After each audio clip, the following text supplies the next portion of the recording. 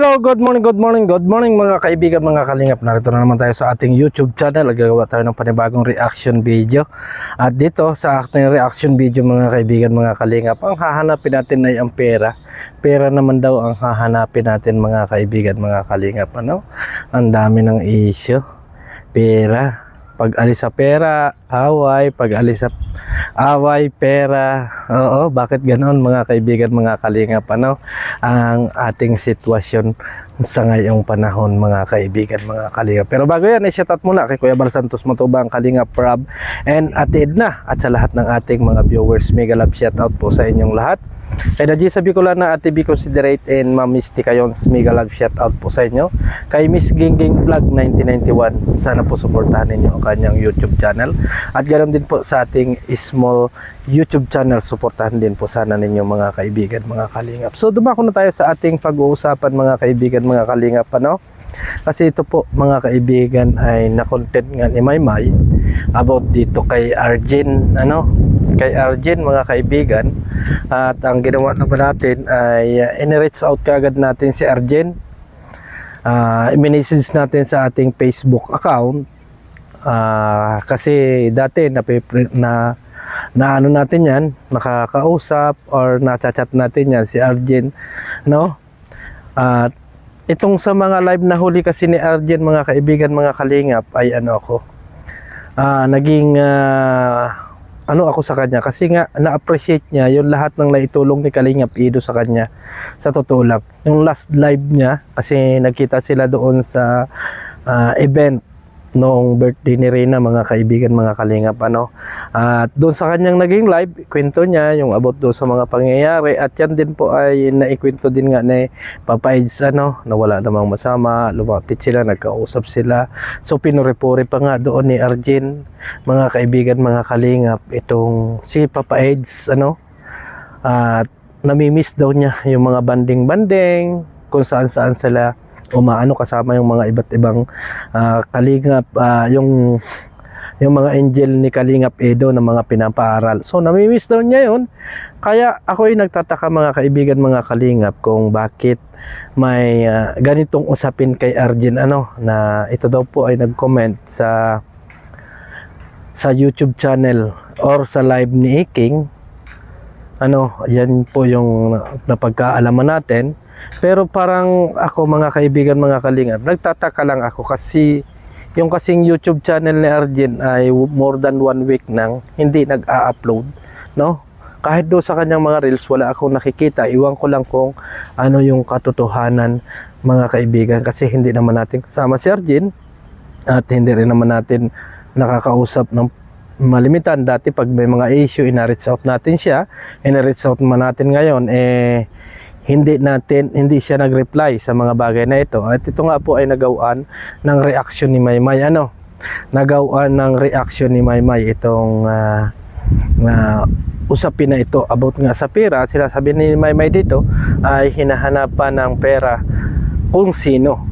Sabi nga ni Maymay, mga kaibigan, mga kalingap, ay wala namang ibang hahanapan ng pera kung hindi si Kalingap Edo, kasi si Kalingap Edo ang dating tumutulong dito. So, wala tayong ano yan mga kaibigan, kasi yun naman talaga ang tumutulong. Pero, ang opinion ko dito mga kaibigan, mga kalingap, kung may hinahanap talaga si Arjen na ganyan, nung nakaraang live niya, hindi niya mapupuri si Kalingap Edo dito. 'Di ba? Hindi niya mapupuri, hindi niya mapapasalamatan, wala siyang sasabihin na kung ano, bagkus ibabas niya lalo si Kalingap Edo dito sa kanyang last live, no? Pero bakit merong ganito? Ibig sabihin ba naging plastic si Arjen doon sa kanyang live or ano? So panoorin muna natin mga kaibigan, mga kalingap, itong reaction ni Maymay, at gagawa din tayo ng reaction para malaman natin kung ano yung saloobin ko at ano din yung saloobin ng ating mga viewers, ano, para naman sa ganon maging fair din tayo. At sana dito sa ating gagawing reaction video mga kaibigan, mga kalingap, ay ma-reach out ni Arjen, ano, or maano ni Arjen kung ano yung kanyang saloobin sa mga bagay na ito. Kasi nga sabi ko nga sa inyo, nung last live ay pinupuri-puri niya si Kalingap Edo at namimiss niya yung mga bagay-bagay. So parang inasabi niya doon, ang sarap, parang ang sarap nung may nakakatulong or na-appreciate niya yung mga tulong ni Kalingap Edo. Tara muna, panoorin mo natin si Kalingap Maymay. Ano kaya itong 24K na hinahanap ni Arjen, para saan? Para saan? Samantala nakita na sila ni Kalingap Edo, okay na, di ba? O sa ibig sabihin, hindi totoo yung pakikipag-usap niya kay Kalingap Edo. Kaplastikan.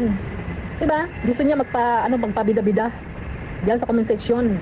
Nakisyo may hinahanap siya ng 24K kasi nakikisabay siya doon sa mga taong hinahanap yung kaperahan ni TQ dito sa Kalingap. Dahil hindi nila kausapin si Kalingap Rab, nandyan lang naman yung mga mahihilig maghanap ng pera na akala mo naman ay pera nila. Naakala mo naman ay sila yung nagbigay ng pera at that time na tinutulungan ni Kalingap Rab itong pamilya Batalero. Samantalang noon hindi naman nila kilala. No? Hindi ka nila nare-reactionan yan, di ba? Ngayon, nandyan sila kasi nga galit sila sa Kalingap, ginagamit nila itong si Tikyo. Yan ang hindi nila naiintindihan, no? Yung pamilya Batalero, yan ang hindi nila naiintindihan. Kaya nga sabi ni Kuya Bal, mga iwan ang mga pag-iisip. Di ba? Yan ang hindi nila naiintindihan, mga Kalingap. Pero sana mga Kalingap na hanggang dulo yung mga tumutulong kay Tikyo kasi kailangan nila yan. No, kailangan nila yan paano na lang kung ano yung mga pang bayad sa mga bills nila, di ba? Kaya yung sinasabi nila na naiinggit ang Kalingap, saan banda? Diyos ko miyo, Marimar. At ito naman si RJ, nakikisaw-saw din sa mga anti-Kalingap. Para magpaano ka? Kumukuha ka ng simpatya ng mga sponsor para tumulong din sa'yo, ganon? RJ? Huwag ganyan. Nakikipag-usap ng ayos si Kalingap Edo sa'yo, pero ayan naman ang ginawa mo. Ano na naman yan, hinahanap mo 24K. Wala namang iba siyang paghaharapan yan. Dahil si Kalingap Edo lang naman ang nagbibigay ng tulong sa kanya. Isa siya sa mga beneficiary ni Kalingap Edo. Diba mga Kalingap? So yun lang mga Kalingap ng aking reaction dito sa comment na ito ni Arjen na pabida-bida na naman sa mga anti-Kalingap, no? Ibang-iba talaga ugali nito kay Carla at kay Roseanne. Kabagay si Roseanne hindi niya naman pinsan, di ba? Si Carla talaga yung pinsan niya. Grabe, ibang-iba talaga. Para yung yung mga pinsan ni Carla na galit sa kanya, yan ang ugali ni Arjen. Sa ilan po mga Kalingap, maraming salamat po sa walang sawang pagsuporta sa aking maliit na YouTube channel, Kalingap Maymay. Siyempre, huwag niyo po kalimutan suportahan Kuya Bal. So dyan mga kaibigan, mga Kalingap, ay tinukoy talaga ni Maymay na si Arjen yung nag-comment na yan doon sa live ni Ngayon, ang tanong ko kasi mga kaibigan, mga Kalingap, ay legit ba yung account na yan? No, baka kasi merong mga taong gumagamit ng pangalan ni Arjen para mapasama si Arjen at mabas.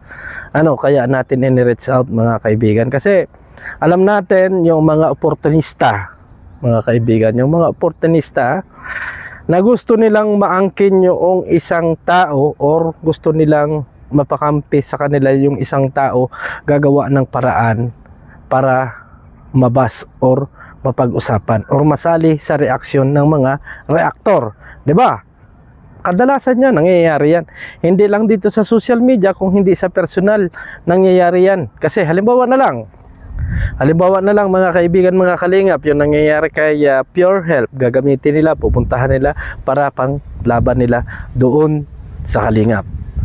Ang aking opinion dito mga kaibigan, kasi hindi pa naman natin sure at hindi rin naman na i-sure ni Maymay, mga kaibigan, mga Kalingap, kung legit ba talaga yung account na yan ni Arjen. Kasi ang pinaniniwalaan ko kasi ay yung sinabi ni Arjen doon sa last live niya. At ilang week na rin naman na hindi nagpapakita si Arjen sa kanyang social media account. So, ang aking naisip dito mga kaibigan ng itanong ay totoo ba or legit ba talaga na may 22 subscribers itong account na to. Kasi malay natin, ginagamit lang yung pangalan ni Arjen para tuluyang mabas si Arjen, bago yun naman pala ay ninja account lang, no? Meron pong ganong time mga kaibigan. Kaya ako, para sa akin, opinion ko dito, tingnan muna natin, alamin muna natin kay Arjen kung siya ba talaga yung nag-comment na yon, kung ano ba talaga yung hinahanap niya. Kasi kung may hinahanap si Arjen, hindi ako naniniwala mga kaibigan Kasi si Kalingap Edo, alam naman natin yan na transparent yan sa mga pagdating sa mga ganyang bagay. Oo, updated sa lahat ng pagtulong. Pera na lang kung gagawin ninyo ng kwento. At kung si Arjun man yan mga kaibigan, mga kalingap, ako ay hihingi din ng resibo kay Arjun kung kanino niya talaga hinahanap ang pera. Kung kay Kalingap Edo or doon sa mga sponsor. Kasi kawawa naman si Kalingap Edo, no? Na makikipag ano dyan, pinaplastic lang pala. Pero sa ngayong panahon, wala pa tayong legit evidence na talagang si Arjun yan, kasi ang dumating nga lang sa atin ay yung screenshot na hindi ko alam kung anong live yun ni Iking. Kaya ako, para sa akin, ang magiging opinion ko dito, ginagamit lang si Arjun or yung pangalan ni Arjun ng ibang tao para sa ganun makuha nila yung simpatya ni Arjun. No, hindi muna ako magsasalita laban kay Arjun dito kasi wala pa talaga akong specific na patunay na siya talaga. Pero kung siya talaga, ito mga kaibigan, mga kalingap, ay mababas talaga si Arjun dito at iko-content ko siya. Kasi hahanapan natin siya ng resibo kung ano yung kanyang hinahanap kay Kalingap Edo at bakit hindi niya i-message kay Kalingap Edo yung 24,000 na yan na hinahanap niya at bakit doon pa sa kalaban siya naghanap. Ano? Baka naman kasi ang nangyayari kasi baka sa kagustuhan nilang mapabagsak si Kalingap Edo ay gumagawa ng kwento or paraan ang mga tao or yung mga galit kay Kalingap Edo para tuluyang mawala ang suporta ng nakakarami kay Kalingap Edo. Ito lang yung masasabi ko mga kaibigan, mga kalingap. Kasi lagi na yung sabi, kurakot ang mga matubang, kurakot ang kalingap. Anong pruweba ninyo? Bakit nasasabi ninyo ang mga bagay-bagay na kurakot ang isang Balsantos matubang and Kalingap Rob? Ganon din po itong si na Kalingap Edo.